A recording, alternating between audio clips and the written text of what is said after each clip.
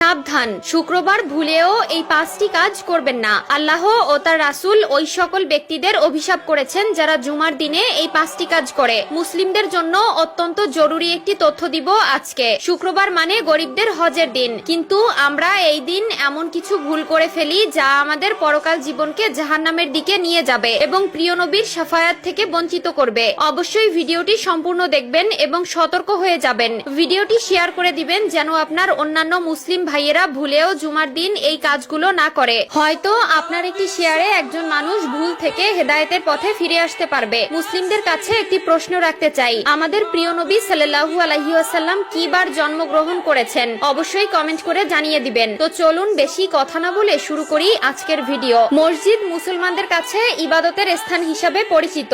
এরপরও আমরা মসজিদে এমন কিছু কাজ করে থাকি যা মসজিদের পবিত্রতা নষ্ট করে। তাই মসজিদের পবিত্রতা রক্ষার জন্য কোরআন হাদিসে নিষিদ্ধ বিষয়ের উপর লক্ষ্য রাখা উচিত। 1 নম্বরে কোনো নামাজি অন্য নামাজিকে উঠিয়ে দিয়ে বসা যাবে না। রুদ্দুল মুখতার 630। মসজিদের ভেতরে প্রতি ওয়াক্ত নামাজ একই স্থানে আদায় করার জন্য কোনো লোক নির্দিষ্ট জায়গা রাখতে পারবে না। 2 নম্বরে রয়েছে মসজিদে হারানো বস্তু তালাশ করা যাবে না, কারণ মসজিদে দ্বীনের কথা বা কাজ ব্যতীত অন্য কোনো কথা বা কাজ করা নিষেধ। মিশকাত শরীফ 654। হযরত আবু হুরায়রা রাদিয়াল্লাহু তাআলা আনহু হতে বর্ণিত, রাসূলুল্লাহ সাল্লাল্লাহু আলাইহি ওয়াসাল্লাম বলেন, তোমাদের কেউ যদি মসজিদে হারানো বিজ্ঞপ্তি দিতে শুনে তাহলে সে যেন বলে, আল্লাহ তোমাকে ওই জিনিস ফিরিয়ে না দিক, কেননা মসজিদ এই সকল কাজের জন্য নির্মাণ করা হয়নি। মুসলিম শরীফ 568। 3 নম্বরে মসজিদে দুর্গন্ধময় কোনো জিনিস খেয়ে বা নিয়ে প্রবেশ করা নিষেধ। মিশকাত শরীফ 655। রাসূলুল্লাহ সাল্লাল্লাহু আলাইহি ওয়াসাল্লাম বলেন, যে ব্যক্তি দুর্গন্ধযুক্ত খাবার খায় সে যেন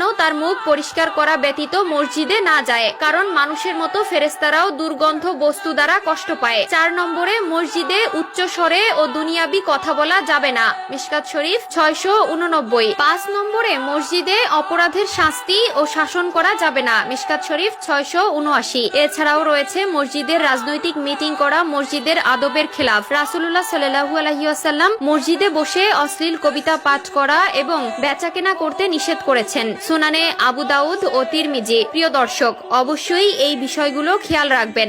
মসজিদে আপনার দ্বারা যেন কেউ কষ্ট না পায়। মসজিদ হলো আল্লাহর ঘর। আমাদের অধিকাংশ মুসলিমরা দিনের 5 ওয়াক্ত নামাজ আদায় না করলেও শুক্রবার জুমার দিন ঠিকই নামাজ আদায় করে, আর এই দিন এই ভুলগুলো সবাই করে থাকে। আল্লাহ আমাদের সবাইকে সঠিক বুঝ দান করার তৌফিক দান করুক, আমিন।